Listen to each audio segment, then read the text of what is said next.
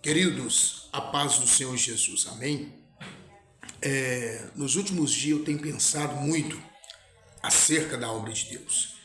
E uma das palavras que eu gosto se encontra no livro do profeta Oséias, capítulo número 4, versículo número 6, que está escrito lá: Meu povo perece por falta de conhecimento. Dentro deste texto, eu quero aqui abrir um parênteses aqui sobre acerca da obra de Deus e sobre o chamado.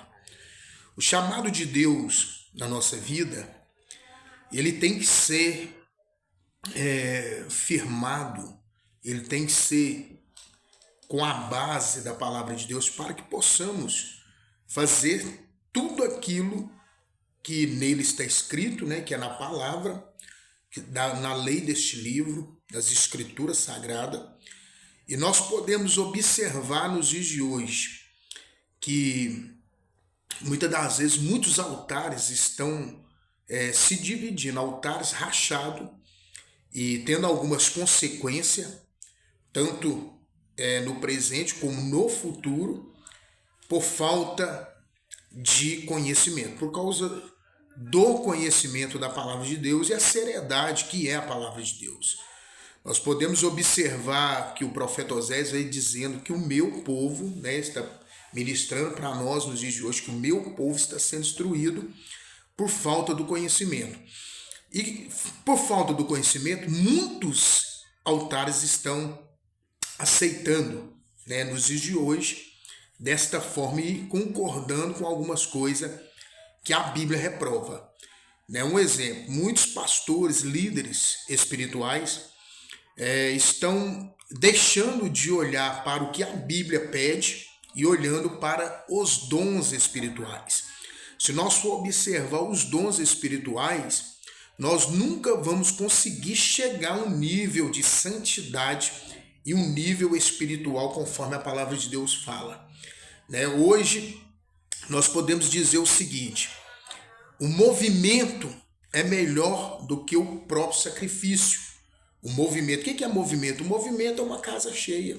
O movimento é uma igreja que tem muitos membros, uma igreja que tem muitos que se envolve com o ministério, com a obra de Deus, que tem muitas pessoas que se comprometem ali com o altar de Deus para fazer a obra. Mas, tem um porém, nem todos estão compactuando com a segunda verdade das Escrituras Sagradas. O que é a verdade da palavra de Deus? É obedecer aquilo que está estabelecido.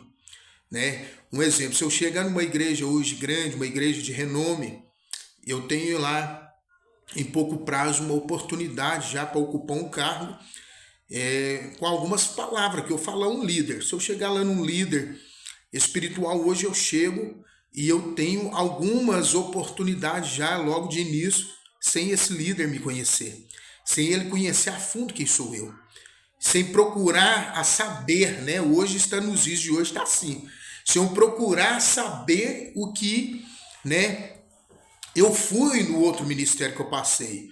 Os líderes não ligam para os pastores anteriores, para saber quem é você, quem sou eu, dentro do seu ministério, dentro do propósito que Deus confiou na sua mão, não na mão de terceiro.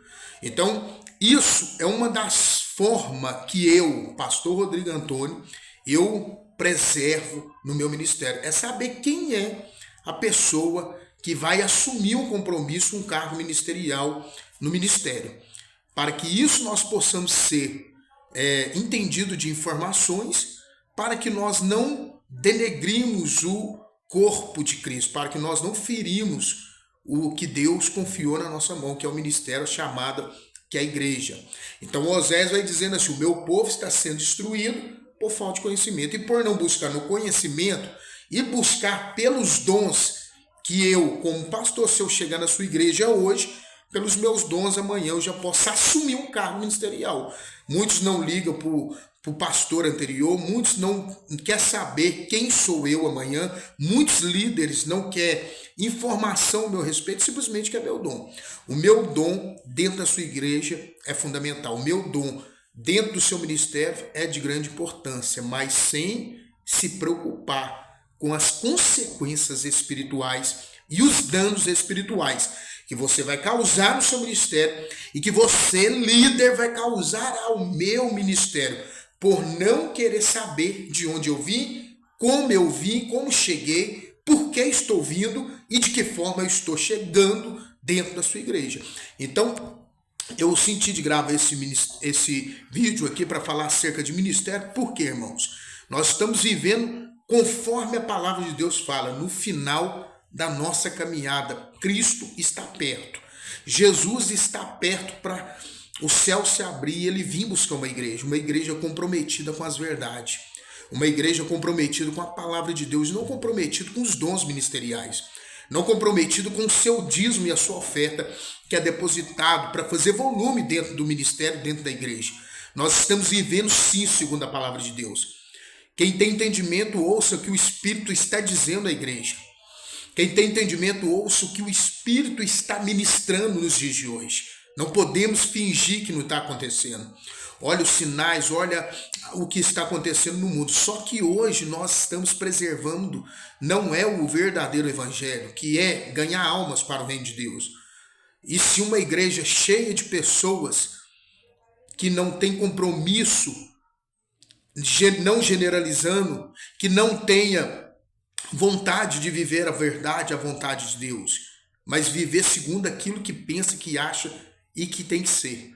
Só que nós temos que viver como igreja. Como que a igreja vive? Segundo a palavra de Deus. Não tem como nós ser igreja se nós não obedecer o que está escrito. Não tem como nós ser igreja se não obedecer o que Jesus deixou para nós.